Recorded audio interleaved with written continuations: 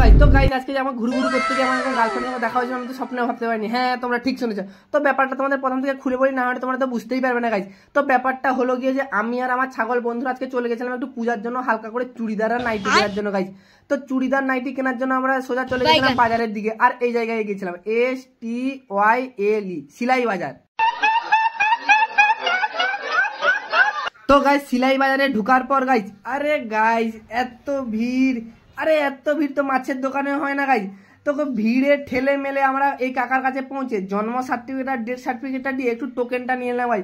তো টোকেনটা নিয়ে সোজা ঢুকে গেলাম ভিতরের দিকে। আর গাইস ভিতরে ঢুকার পর তো আমার তো এই জামাটা গাইস প্রচুর পছন্দ হয়েছিল। আপনাদের কেমন লাগছে একটু কমেন্ট করে জানাবেন গাইস।